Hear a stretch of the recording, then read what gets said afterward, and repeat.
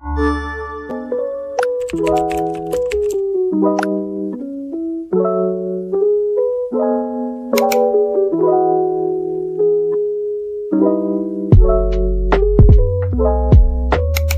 everyone, it's Kiman back again with another vlog. So for today's video,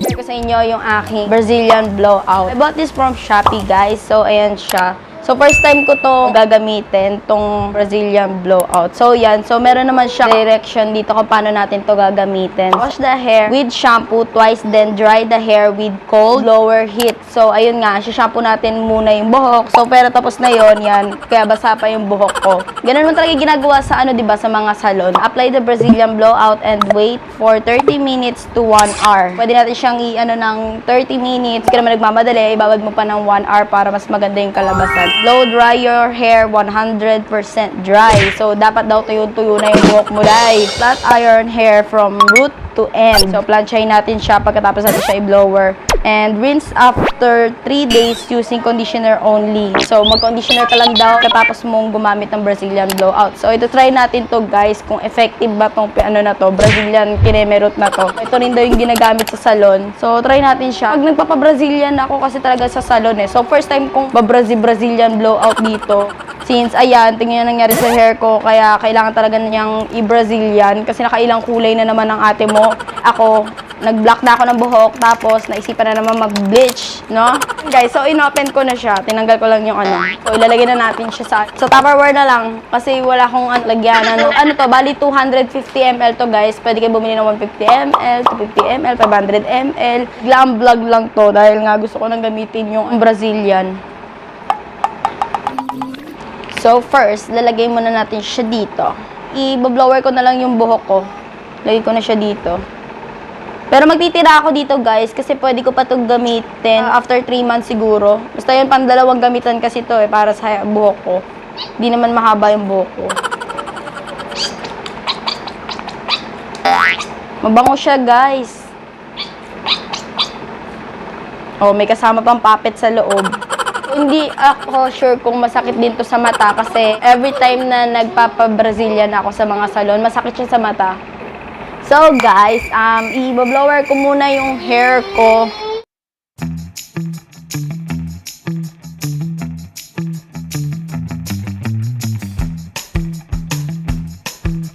So yan, na-blower na natin siya. So yan, guys, tapos na natin siya ma-blower. So pipicturean ko muna yung before tsaka yung after para makita nyo yung result. So yan, guys, tapos na natin siya i-blower. So maglalagay muna ako ng ganito. Lagay ko muna to dito sa aking para lilipad na tayo. Kasi para hindi kumapit sa damit. Yan. So tayo ng gloves. Bilisang vlog lang to. So yan, ilagay ko na yung gloves. Ligo na ako kasi hindi na nga pwedeng basahin.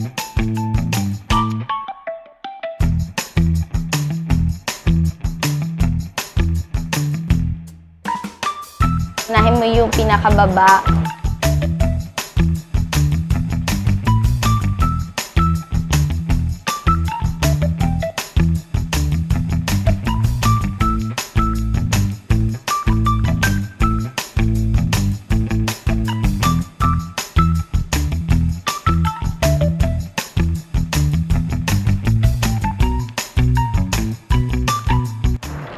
So, nakalagay pala dun, guys, 3 days kang hindi magbabasa ng buhok.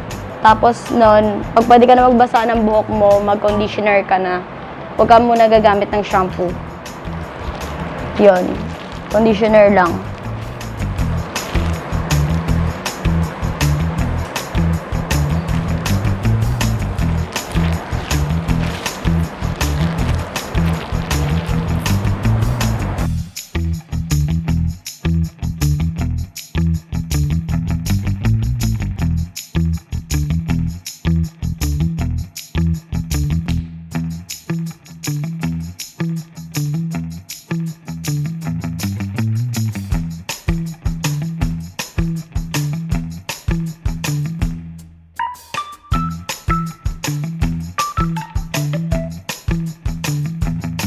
So, yan. So, ibababad ko siya 1 hour and 30 minutes para maganda yung kalabasan. Pagkatapos na ito guys, i-ano ko na lang siya, blower ko siya. Katapos ng blower, paplansyahin ko na siya. So yun guys, hindi ko na siya babalutin. Hahayaan ko na lang siyang ganyan. Wait na lang tayo na 1 hour and 30 minutes, then balikan ko kaya.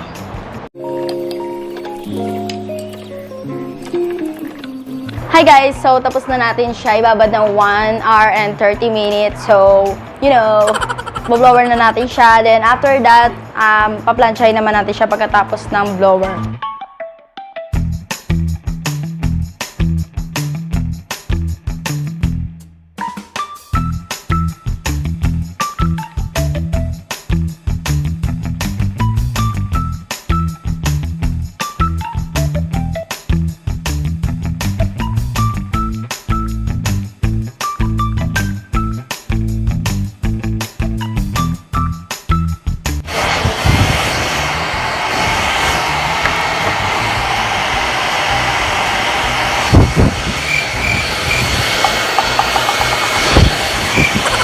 A few inches later.